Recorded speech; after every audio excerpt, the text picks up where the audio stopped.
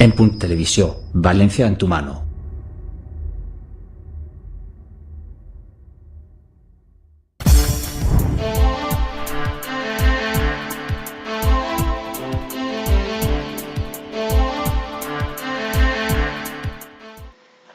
Desde Rehabilitaciones Moratalla se está fomentando y creando un nuevo club deportivo de atletismo llamado Som Moratalla, con sede en Rocafort y Godella, y desde el que se va a fomentar el atletismo de base.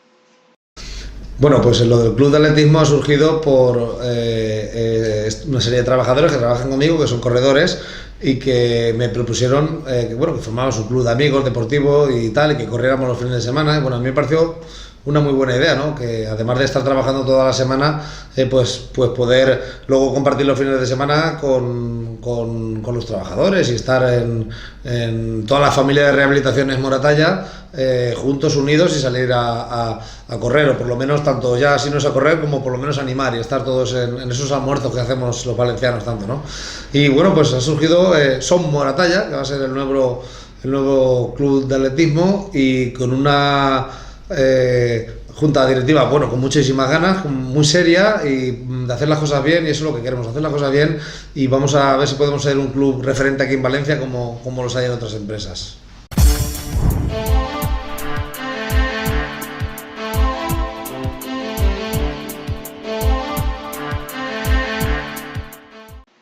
El pasado lunes se inauguró la nueva línea de AVE que conecta las capitales de Valencia y Castellón. El problema es que la solución adoptada comparte plataforma con un tercer raíl en la vía, con lo que mercancías y viajeros comparten plataforma con los nuevos trenes AVE. Al final es más caro y de tiempo igual que un Euromed.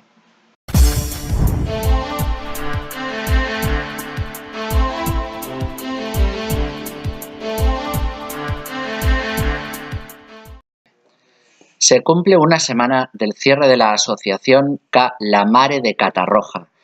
La labor social de esta asociación privada es incuestionable, ayudando a personas sin recursos de la zona del Horta Sur, sin mirar procedencia, nacionalidad, religión o pensamiento. El ayuntamiento ha cerrado su sede por temas administrativos, dejando en la calle a casi 800 personas. Han iniciado una campaña en la plataforma change.org de recogida de firmas y exigen su reapertura para poder atender a las necesidades.